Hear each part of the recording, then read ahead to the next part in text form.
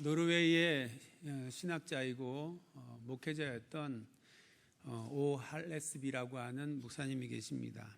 오 할레스비라고 하는 목사님이 영의 기도라고 하는 그와 같은 책을 쓰셨습니다. 그 글에 이런 내용이 있습니다. 우리의 기도 시간이 의미 없이 지나가는 이유는 하나님께 듣지 않기 때문입니다. 의사를 찾은 정상적인 환자는 먼저 의사의 철저한 진찰을 받고 그 결과에 따라 병을 치료받습니다. 우리가 하나님 앞에 나아갈 때도 그런 태도가 필요합니다. 마음 깊은 곳에서 통증을 느낄 때는 하나님께 그 사실을 고백해야 합니다. 통증이 느껴지는 위치를 정확히 알지는 못하지만 마음 어딘가에 통증이 도사리고 있어 평온을 찾을 수 없거든 충분한 시간을 갖고 하나님 앞에 나아가 하나님이 신령한 광선으로 우리를 진찰하시게 해야 합니다. 시편 기자가 말한 대로 이렇게 고백하십시오. 하나님이여 나를 살피사 내 마음을 아시며 나를 시험하사 내 뜻을 아옵소서. 내게 무슨 악한 행위가 있나 보시고 나를 영원한 길로 인도하소서. 그러면 기도할 때 무엇인가 변화가 일어날 것입니다. 그렇게 글에 기록을 했습니다. 이 오할레스비의 목사님의 글을 읽으면서 지금까지 우리의 기도가 우리에게 도전하시는 하나님의 음성을 듣기보다는 오히려 내가 무언가 원하는 것을 하나님께 말하는 거에 급급하지 않았는가라고 하는 것을 생각하게 합니다. 그렇게 기도하니까 기도하고 난 다음에 하나님의 응답을 받고 마음이 평안해지는 게 아니라 일이 이루어지지 않으면 오히려 섭섭해하고 불평하고 원망하고 그리고는 낙심하고 그리고 시험에 빠지게 되는 것입니다. 이제는 우리의 마음을 열고 주님의 음성을 들을 수 있기를 원합니다. 시편 기자처럼 우리를 살피시고 우리의 마음을 아시고 우리의 행위를 드러내시며 우리를 그렇게 진찰하시는 주님 앞에 우리 자신을 내어드리고 그리고 주님께서 진단하시는 처방에 따라 우리가 늘 그 말씀에 순종하며 살아갈 수 있기를 원합니다. 오늘 말씀은 우리 주님의 인도하심에 매 순간 그 인도하심을 놓치지 않으려면 그분의 말씀에 우리의 마음을 부드럽게 하고 순종해야 한다라고 하는 것을 우리에게 가르쳐 주시는 말씀입니다. 우리의 마음을 주님께 열고 그리고 주님의 말씀을 언제든지 들을 준비를 하고 그리고 그 말씀에 순종하며 따라갈 수 있기를 원합니다. 그러할 때에 우리가 알지 못하는 놀라운 비밀한 일들이 우리의 삶 가운데 이루어지게 되는 것을 보게 될 것입니다. 우리 모두가 그와 같은 믿음의 삶을 살아갈 수 있기를 원합니다. 오늘 본문 7장을 보면 그 앞에서 모세와 아론이 하나님의 명령을 따라서 바로 앞에 나아가 하나님의 말씀을 선포하며 전했는데 오히려 바로는 비웃고 그리고 그 선포를 거부하고 오히려 이스라엘 민족들에게 더 고되고 더 힘든 일들을 만들게 되었습니다. 모세와 아론이 이로 말미암아 마음이 아프고 위축되어 있을 때에 하나님께서 다시금 모세와 아론에게 나타나십니다. 그리고는 나는 여호와라, 나는 너와 함께하는 하나님이다 그렇게 말씀하시고 이제 바로에게 다시 나아가라는 겁니다. 그러면서 말씀하시기를 너희가 바로에게 나아갔을 때에 바로가 너희에게 이적을 보이라 하면 그럼 모세 너는 아론에게 명령하여 너의 지팡이를 던지라 그렇게 말하라는 겁니다. 그러면은 그 지팡이가 바닥에서 뱀이 될 것이라는 겁니다. 모세와 아론은 하나님의 말씀을 따라서 바로 앞에 나아갔고 그리고 하나님의 말씀대로 바로 앞에서 그 이적을 나타내 보이셨습니다. 바로가 이적을 보이라는 말하는 것은 너희가 주장하는 대로 너희가 신적 존재에게 어떤 신탁을 받았다면 그 증거를 보이라는 겁니다. 당시에 점술가들이나 마술가들은 자신이 어떤 신적 존재로부터 신탁을 받았으면 이적을 통해 그것을 증명했던 것입니다. 하나님은 바로가 이와 같은 요구를 할 것을 아셨습니다. 그리고 하나님은 모세에게 명령하여 바로가 이와 같은 이적을 보이라고 하면 모세 너는 아론에게 명령하여 아론이 가지고 있는 지팡이를 던지고 그리고 그것이 뱀이 되는 것을 보여주라는 것이었습니다. 모세와 아론은 하나님의 명령대로 바로에게 나아갔고 그리고 바로가 이적을 요구하자 그곳에서 지팡이를 던져서 뱀이 되는 것을 보여주었습니다. 여기서 특이한 점은 뱀이 된 지팡이가 모세의 지팡이가 아니라 아론의 지팡이다라고 하는 사실입니다. 우리는 이미 하나님께서 호렙산에서 모세를 부르시고 그리고 내가 너와 함께 하실 것이라고 하는 것을 보여주기 위해서 모세가 들고 있는 지팡이가 뱀이 되는 그와 같은 이적을 하나님께서 보이신 것을 알고 있습니다.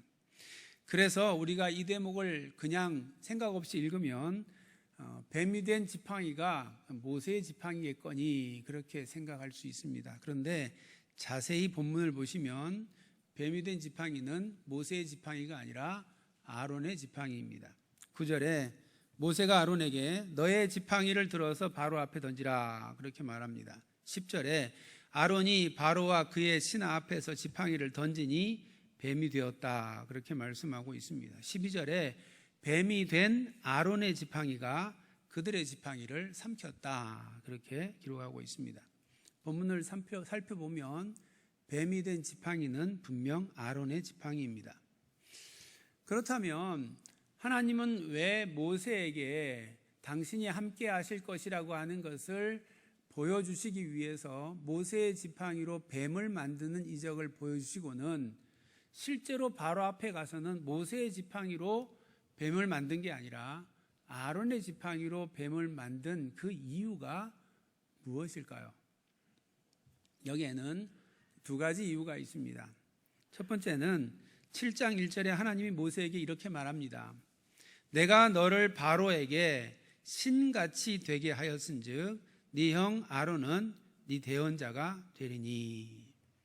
하나님께서 모세를 바로 앞에서 신과 같은 존재로 그렇게 높이시겠다는 것입니다. 바로 앞에서 모세의 권위를 신적 권위로 높이신다라고 하는 말씀입니다. 그리고는 1절 말미에 네 형 아론은 신과 같은 모세 너의 대언자가 될 것이다 그렇게 말씀을 하셨습니다. 그러니 신적 권위를 가지고 바로 앞에 선 모세가 그 대언자인 아론에게 명령하여 아론이 그 일을 행하는 것이 그것이 마땅한 모양인 것입니다. 하나님께서 이렇게 바로 앞에서 모세를 높이시는 것은 실제 하나님께서 당신의 뜻을 모세에게 알리시고 모세로 하여금 그 일을 행하게 하셨기 때문에 그렇습니다. 바로에게 있어서 모세는 여호와 하나님, 보이는 여호와 하나님이었던 것입니다. 이후로 모세는 여호와 하나님처럼 바로와 그 땅에 명령하여 온갖 재앙을 가져오게 했습니다. 하나님은 모세를 통해 당신의 신적인 권위와 그 능력을 나타내 보이시기 위해 그를 그렇게 높이신 것입니다. 우리 성도들도 마찬가지입니다. 지금 이 땅에서 우리가 어떤 능력을 가져서 어느 위치에서 어떤 모양으로 조금이라도 능력을 나타내며 높아진 모습이 된다면 그것은 우리가 한 게 아니고 전적으로 하나님께서 하신 일이다라고 하는 사실을 기억해야 합니다. 우리를 어느 곳에서 어떻게 사용하시든지 어떻게 높이시든지 그 모든 것은 하나님께서 하시는 일입니다. 하나님께서 호렙산에서 모세를 불러서 모세로 하여금 이스라엘을 구원하라 말씀하시고 그리고 애굽 땅에 보내서 모세를 신과 같이 높이신 이유는 하나님을 드러내기 원한 것처럼 우리를 태초 전부터 선택하시고 하나님의 백성 삼으시고 그리고 이 땅에 우리를 보내신 것은 이 땅에 우리의 살아가는 삶의 모든 것으로 하나님을 나타내게 하시기 위한 것입니다. 그러니까 우리에게 일어나는 모든 일들, 우리에게 일어나는 모든 능력, 우리에게 일어나는 높아짐들이 내 자랑이 되면 그러면 그것은 하나님의 것을 내가 도둑질하는 것이 되는 겁니다. 내 자랑이 아니라 하나님의 자랑이 되어야 되고 하나님이 드러나는 일이 되어야 한다라고 하는 것입니다. 우리가 그것을 위하여 이 땅에 보냄받은 자들이기 때문에 그렇습니다. 이 사실을 우리가 꼭 기억할 수 있기 원합니다. 우리의 삶에 오직 살아계신 하나님이 드러나는 그와 같은 은혜가 있기를 축복합니다. 하나님께서 모세에게 명하게 하시고 아론이 지팡이를 통하여 역사를 나타낸 또 하나의 이유는 모세를 신같이 아론을 그의 대언자같이 높이심으로 그 모든 일들이 모세를 통해 하나님께서 하시는 일이다라고 하는 것을 보이시기 위해서인 것입니다. 오늘 본문의 사건에서 우리의 눈을 주목하게 하는 것이 이제 지팡이와 뱀입니다. 특히 이렇게 지팡이가 변하여 뱀이 된 사건입니다. 아론의 지팡이가 뱀이 된 것뿐만 아니라 11절에 보면 바로가 그 현인들과 마술사들을 불러서 그들이 요술을 행하게 하므로 그들의 지팡이도 뱀이 되게 하였습니다. 그런데 여기서 뱀으로 번역된 이 단어가 좀 특별합니다. 출애굽기 4장에 호렙산에서 하나님이 모세를 부르시고 하나님이 모세와 함께 하겠다고 하는 증거로 모세의 지팡이를 던져서 뱀이 되게 할 때에 그 뱀은 히브리어로 나하시라고 하는 단어입니다. 이 나하시라고 하는 단어는 성경에서 그냥 뱀으로 번역되는 단어입니다. 그런데 오늘 본문에 나오는 뱀은 다른 단어입니다. 히브리어로 탄닌이라고 하는 단어입니다. 성경의 탄닌이라고 하는 이 단어는 뱀으로만 번역되는 것이 아니라 여러 다양한 번역이 이루어졌습니다. 창세기 1장에 큰 바다 짐승 그렇게 번역되었습니다. 킹제임스 버전에서는 이거를 고래라고 번역을 했습니다. 욥기, 시편, 이사야에서는 이 탄닌을 용으로 번역을 했습니다. 에스겔서에서는 악어로 번역을 합니다. 그래서 사실상 성경에 나오는 이 탄닌이라고 하는 것이 어떤 짐승인지 우리가 잘 알 수가 없습니다. 그저 큰 파충류 혹은 뱀의 형상을 가지고 있는 어떤 짐승 정도로 우리가 이해할 수가 있습니다.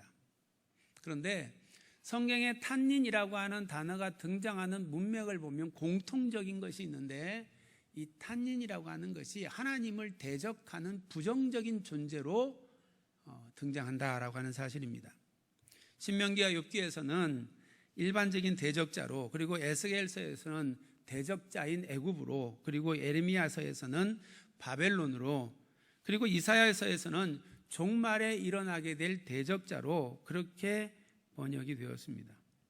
특히 이 에스겔서를 보면 애굽왕 바로를 가리켜서 강에 누운 탄닌, 강을 더럽히는 탄닌으로 그렇게 묘사하고 있습니다.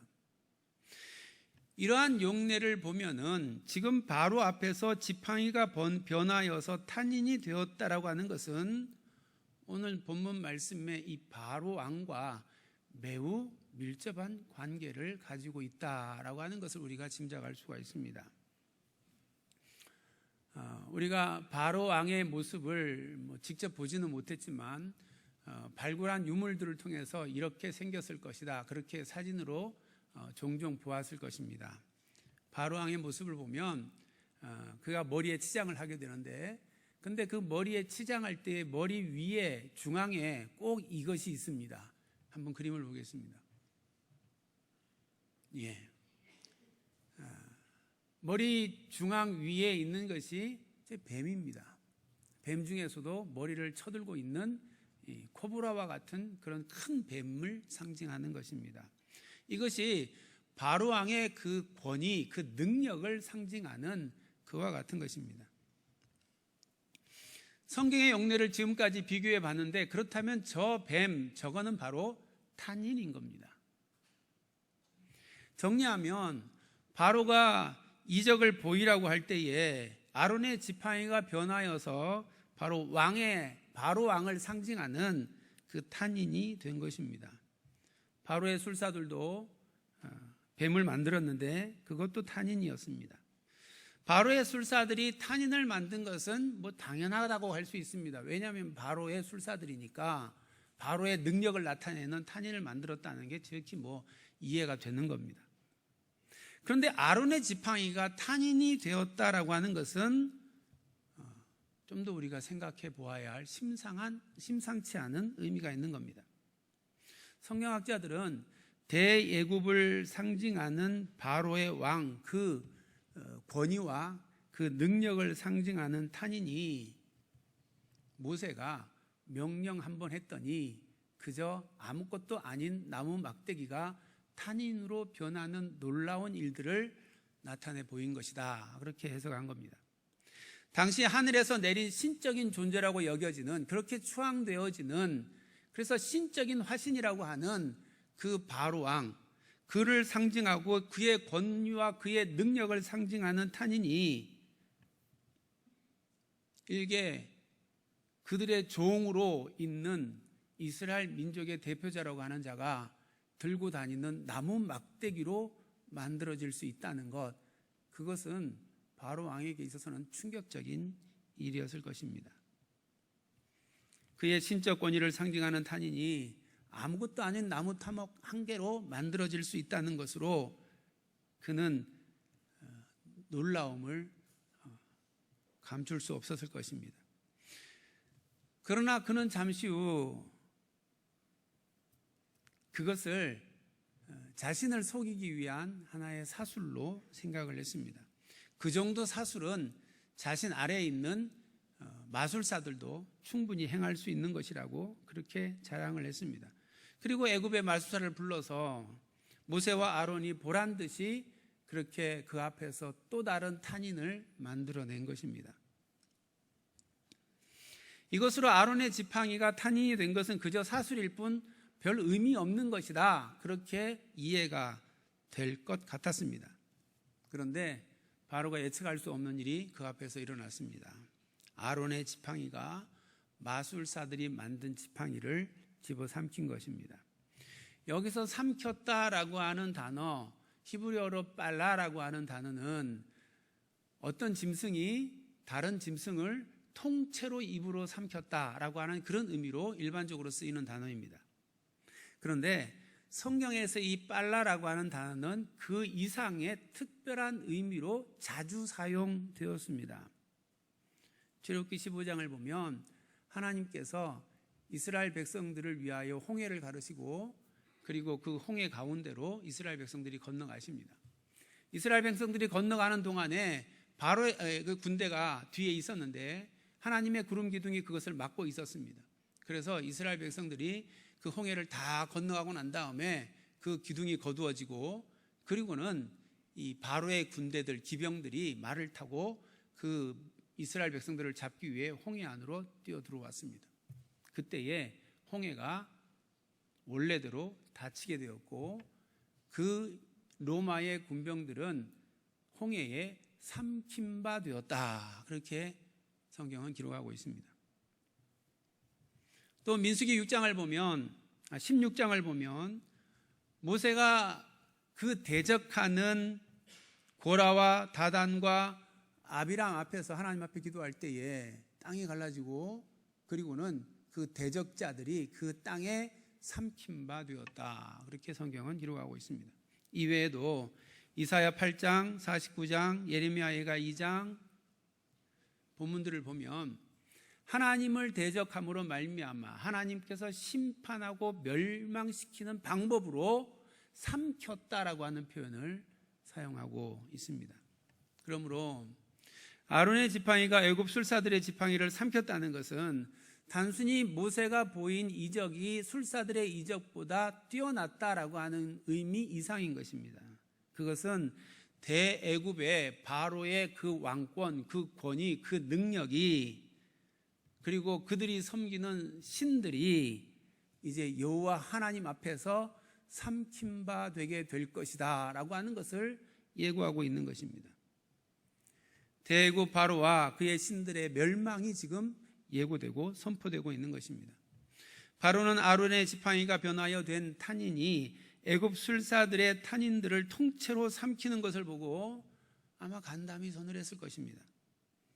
모세가 신처럼 그들 앞에서 보여준 여호와 하나님은 바로 왕의 그 권위와 그 능력, 그들이 섬기는 신들보다도 뛰어난 신들 중에 신이라고 하는 사실을 증명해 보인 것이었습니다. 그 신을 대적하는 자는 이렇게 삼킴바 되게 될 것이다 라고 하는 것을 말씀하고 있는 것입니다. 이와 같은 일로 간담을 서늘하게 함으로 깨닫게 했다면 바로가 여호와 하나님 앞에 잘못했습니다, 그리고 하나님의 말씀 따르겠습니다, 그리고 엎드렸으면 얼마나 좋겠습니까? 그랬다면 애굽 땅에 10가지 재앙은 일어나지 않을 것이고, 그리고 애굽 땅에 수많은 백성들과 그리고 그곳에 살아가는 많은 생물들이 그렇게 고난당하며 그렇게 죽임당하는 일이 없었을 것입니다. 그런데 바로는 그러하지 않았습니다. 13절에 보면 바로의 마음이 완악하여 모세를 통해 명령하신 하나님의 말씀을 받아들이려 하지 않았던 것입니다. 어둠의 세상 주관자의 힘을 빌어서 세상 권력을 쥐고 세상 능력을 쥐고 살아가는 사람은 아무리 이렇게 간담이 서늘한 일이 일어나도 하나님의 말씀을 경고로 받아들이지 않는 것입니다. 하나님에게서부터 유기된 자, 버려진 자는 결국 멸망할 수밖에 없다라고 하는 것입니다. 이것이 사탄의 종로로 타는 자들의 결말인 것입니다. 하나님의 말씀 앞에 마음을 완악하게 하는 자들은 결국 멸망으로 달려갈 수밖에 없다라고 하는 것을 보여주는 것입니다. 요즘 새벽기도 시간에 우리가 에스겔서 말씀을 묵상하고 있습니다. 하나님께서 바벨론의 공격으로 말미암아 두 번째로 포로로 끌려갔던 이스라엘 자손 중에 에스겔이 이 바벨론 그발 강가에서 하나님의 계시를 보게 됩니다. 그리고 하나님의 부르심을 따라 이스라엘 백성들에게 하나님의 말씀을 예언하는 선지자로 부름받게 됩니다.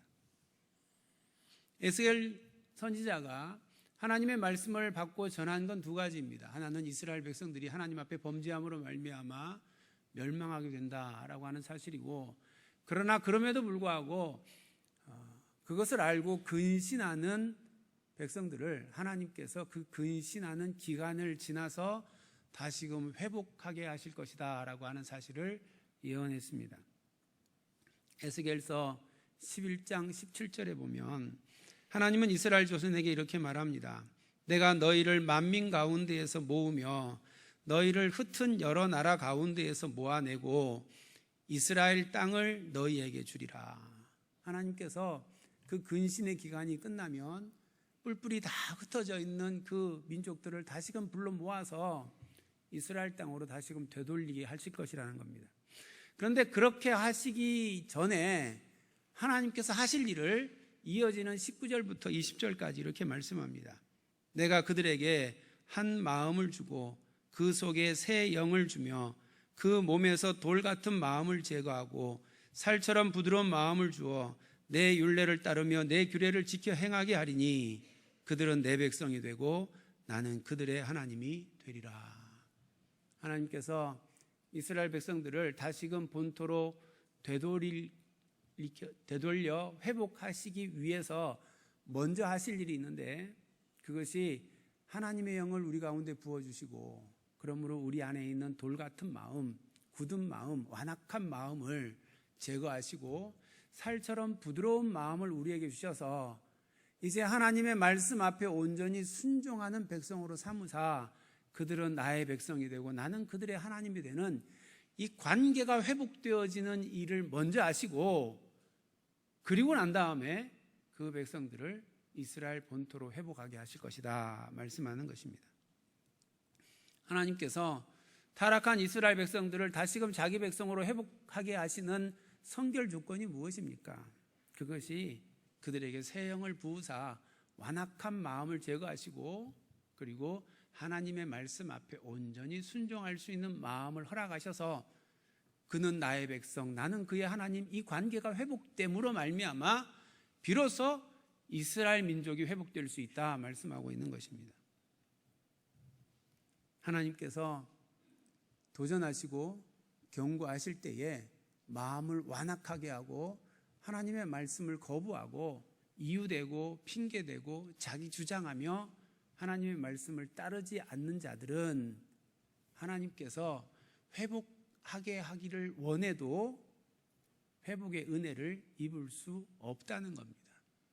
결국 멸망을 자초하는 길이 된다라고 하는 말씀입니다. 지금 주님 앞에 우리는 어떤 마음을 가지고 있습니까? 주님께서 우리에게 도전하시고 우리에게 말씀하실 때 우리는 어떤 마음을 가지고 있습니까? 이런 이유, 저런 환경, 그래서 하나님 나는 못합니다. 아니 사람이 어떻게 그렇게 다 합니까? 그렇게 이유를 대고 있습니까? 하나님은 하나님의 말씀 앞에 온전히 순종하기로 결단하는 자들을 하나님의 사람으로 세우십니다. 그런 마음을 가지고 하나님 앞에 나아가는 자에게 하나님께서 새 영을 부으사 그 마음 가운데 굳은 마음을 제거하시고 부드러운 마음을 허락하여 주시고 그리고 하나님의 백성이 되어 하나님의 말씀을 따라 살아갈 수 있도록 하나님께서 인도하십니다. 우리가 결단한다고 해서 다 그렇게 하나님의 말씀을 따라 살아갈 수 있는 능력이 우리에게 없습니다. 그러나 우리가 하나님의 말씀대로 살아가겠노라고 마음의 결단을 할 때 그때 하나님의 영이 우리에게 부어지고 그리고 하나님의 말씀을 따라 살아갈 수 있는 능력이 그분으로부터 우리에게 부어지는 겁니다. 그리고 그때 비로소 우리는 그 능력을 따라 살아갈 수 있게 되는 것입니다.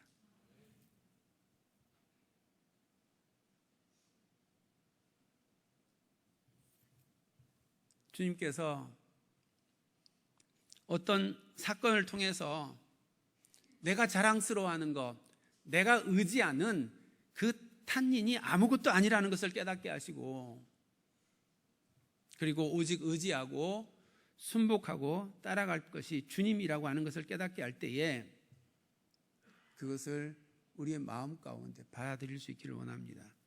그것이 우리의 인생이 복되는 비결입니다. 히브리서 기자는 이스라엘 자손이 모세와 함께 있었던 그 광야의 때를 기억하며 성도들에게 이렇게 권면합니다. 히브리서 3장 1절에 함께 하늘의 부르심을 받은 거룩한 형제들아. 지금 우리들을 두고 하는 말입니다. 우리가 믿는 도리의 사도이시며 대제사장이신 예수를 깊이 생각하자. 그렇게 촉구합니다. 그러면서 예수님을 생각하면서 모세가 하나님의 명령 가운데 어떻게 순복했는지, 예수님이 하나님의 명령에 어떻게 순복하여 십자가를 지셨는지 그것을 기억하자는 겁니다. 그리고는 모세의 교훈을 이렇게 말합니다. 7절과 8절에 오늘 너희가 성령님의 이르신 음성을 듣거든 광야에서 시험하던 날에 거역하던 것 같이 너희 마음을 완고하게 하지 말고. 이스라엘 백성들이 하나님께서 내가 가나안 땅 너희에게 줄게, 그냥 나 믿고 올라가, 그러면 그 땅을 차지하게 돼, 야 올라가자. 그랬더니 10명의 정탐꾼이 안 됩니다. 올라가면 우리 죽습니다. 거기는 이렇고요 저렇고요 저래서요, 우리는 또 이렇고 이 꼬라지고 이 모양이어서 올라가면 우리는 반드시 죽습니다. 못 올라갑니다. 그렇게 하나님의 말씀을 거부했던 자들은 그 말대로 광야에서 다 죽임을 당했습니다. 그러나 하나님께서 우리에게 주시겠다고 약속하셨으니 그 땅은 우리의 밤이다, 올라가자 라고 말했던 갈렙과 여호수아는 그 땅을 가장 넓게 차지한 지파의 우두머리가 되었습니다. 마음을 완악하게 하여 하나님의 말씀에 거역했던 자들은 결국 하나님께서 예비하신 그 안식에 들어가지 못했습니다. 히브리서 3장 13절에 이렇게 권면합니다.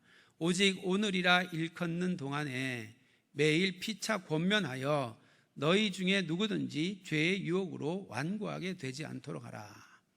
오직 오늘이라 일컫는 동안 내일이 없다는 겁니다. 내일이 마지막 날인지 누가 알겠습니까? 그러니 오늘 지금 피차 권면하여 죄의 유혹에 대하여 우리 자신이 완악해지지 말고 하나님의 말씀 앞에 온전히 순복하는 그와 같은 모습으로 이 땅의 삶을 살아가자는 것입니다. 예배 때마다 주의 영이 예배하는 공동체의 모든 우리에게 부어지기를 원합니다. 주께서 우리에게 주의 영을 부으사 우리의 돌같은 마음, 굳은 마음, 완악한 마음을 살같이 부드러운 마음으로 만들어 주셔서 하나님의 말씀이면 100% 아멘, 오케이, 그렇게 하겠습니다. 나에게 그럴 능력이 전혀 없다는 걸 아는데 그래도 하나님께서 명령하신 것이니까 그렇게 하겠습니다. 하실 일은 이제 하나님 몫입니다. 나는 그저 순종하는 겁니다. 그리고 믿음으로 순종하는 우리가 되기 원합니다. 그러한 마음을 가질 때에 하나님께서 우리 삶 속에서 역사하는 것을 우리는 비로소 보게 될 것입니다.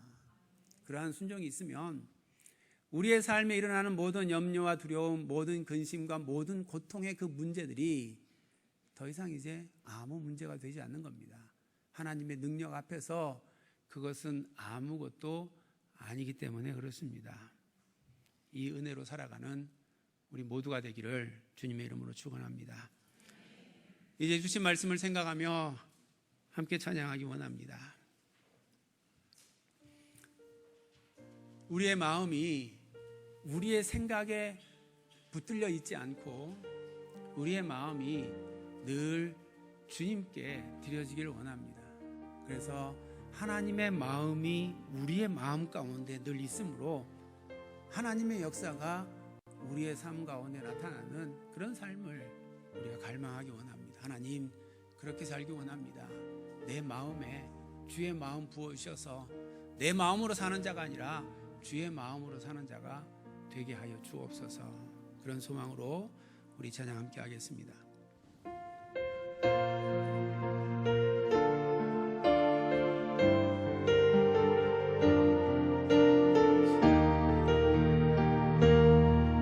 아버지, 당신의 마음이 있는 곳에 아버지, 당신의 마음이 있는 곳에 나의 마음이 있기를 원해요.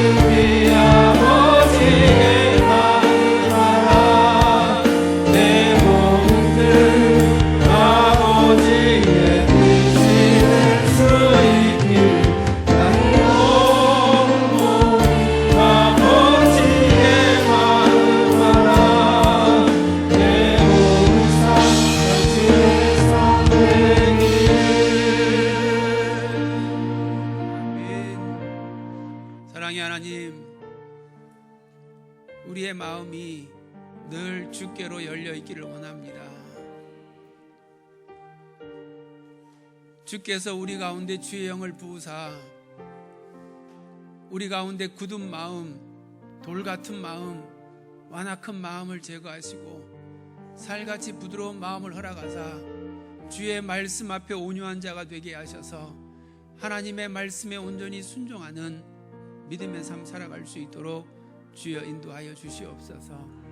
그러할 때에 우리의 삶에 하나님의 능력이 나타나사 우리는 할 수 없는 그 일까지 주께서 우리 삶 가운데 이루게 하셔서 하나님의 놀라운 능력을 나타내는 믿음의 삶을 살아가도록 인도하실 줄로 믿습니다. 그와 같은 순종의 삶을 살아갈 때 주의 능력이 우리의 삶에 함께 하사 더 이상 우리로 하여금 염려하게 하고 근심하게 하고 두려워하며 고통 가운데 있게 하는 모든 문제들이 이제 더 이상 우리를 묶지 못할 것을 우리가 믿습니다. 그와 같은 믿음의 삶을 살아갈 수 있도록 주여 우리의 삶을 인도하여 주옵소서. 날마다 주님 바라보며 주님과 함께 걸어가므로 주께서 우리 안에서 역사하시는 삶을 살아가는 주의 백성들이 다 될 수 있도록 주님 인도하여 주옵소서. 예수님의 이름으로 기도드립니다. 아멘.